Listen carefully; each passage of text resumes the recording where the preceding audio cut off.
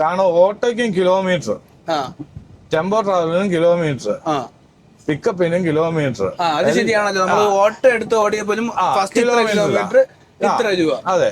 പിന്നെന്ന് ചോദിച്ചു കഴിഞ്ഞാൽ ഇതിന് മാത്രം ടണ്ണേജ് ഇത്ര ടണ്ണിന് ഇത്ര രൂപ. കിലോമീറ്ററിന് കണക്കില്ല നമ്മുടെ ലോറിക്ക്. നല്ല ട്രാൻസ്പോർട്ടർമാരുണ്ട്. ഈ നല്ല ട്രാൻസ്പോർട്ടർമാരുടെ കയ്യിൽ ഓട്ടോ എപ്പോഴും കുറവായിരിക്കും. കാരണം അവര് ഒരുപാട് പൈസ ഉണ്ടാക്കണമെന്ന് വിചാരിക്കുന്നവരായിരിക്കത്തില്ല.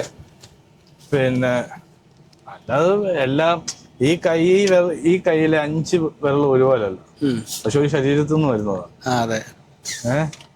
അപ്പം അതുപോലെയാണ് ഓരോരോ ബിസിനസ് കാര്യങ്ങളും. ഈ കിലോമീറ്റർ ബേസിൽ ഇതാക്കിയായിരുന്നെങ്കിൽ ഒരുപാട് ഓണേഴ്സുമാര് രക്ഷപ്പെട്ടേനെ. അതെ, ഇതിൽ നിന്ന് കരകയറാനായിട്ട് നമുക്ക് മനസ്സിലൊതുക്കുന്ന ഒരു ചിന്ത പറയുന്നതേ ഉള്ളൂ. അത് നമ്മളെ കൊണ്ട് എന്തായാലും സാധ്യമാക്കാൻ പറ്റത്തില്ല.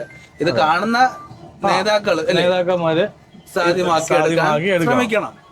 ചിലപ്പോ ഒരു ലോറി എടുക്കുന്ന ഒരാള് ഒരു സ്വയം തൊഴിൽ എന്ന രീതിയിലായിരിക്കും ലോറി എടുക്കുന്നത്. ഇത് വെച്ച് ഒരുപാട് പൈസ ഉണ്ടാക്കണമെന്ന് ആഗ്രഹിച്ചിട്ടായിരിക്കത്തില്ല, സ്വന്തമായിട്ട് എന്തെങ്കിലും ചെയ്യണമെന്ന് വിചാരിച്ചിട്ട്. പൈസ ഉണ്ടാക്കുന്നവരും ഉണ്ട്, ഇല്ലാത്തവരും ഉണ്ട്. ഓരോരോ ഹോൾഡ് വെച്ചിട്ടാണ് സത്യത്തിൽ ഓരോരോ ഫീൽഡിൽ നിൽക്കുന്നത്. നമുക്ക് നല്ല ഹോൾഡ് ഉണ്ടെങ്കിൽ നല്ല കൂടുതൽ വാടക കിട്ടുന്ന നല്ല നല്ല ലോഡുകൾ കിട്ടും. പുതുതായിട്ട് ഇറങ്ങുന്ന ആൾക്കാർക്ക് കൂടുതൽ അറിവില്ലെങ്കിൽ നമ്മൾ പലപ്പോഴും പരാജയപ്പെട്ടു പോകത്തേ. എല്ലാവർക്കും വേണ്ടിയും കൂടെയാണ് നമ്മൾ സംസാരിക്കുന്നത്. ഒരു വാഹനത്തിന് അത്യാവശ്യം വേണ്ട കാര്യങ്ങൾ ഒരു സംഘടന കണക്ക്, നമ്മളെ നാട്ടിൽ സംഘടന ഉണ്ടാന്ന് എനിക്ക് അറിയത്തില്ല. ലോറിക്ക് അവര് ആക്റ്റീവ് ആണെന്ന് അറിയാം. കർണാടകയില് ഈ വാടക പ്രശ്നത്തെ വെച്ച് സമരം നടന്നു. പക്ഷെ അതിനകത്ത് കുറച്ച് തമിഴ്നാട്ടുകാര് ഓണേഴ്സ് അതിൽ കൂടെ നിന്നു. കേരളത്തിലെ ആളുകൾ നിന്നില്ല എന്നാണ് തോന്നുന്നത്. കുറിച്ച് കറക്റ്റ് ആയിട്ടുള്ള വിവരം നമുക്ക് കിട്ടിയിട്ടില്ല. കേട്ടുകേൾവിയാണ്. അതെ, നമ്മൾ ഒറ്റക്കെട്ടായിട്ട് നിൽക്കുകയാണെങ്കിൽ മാത്രം.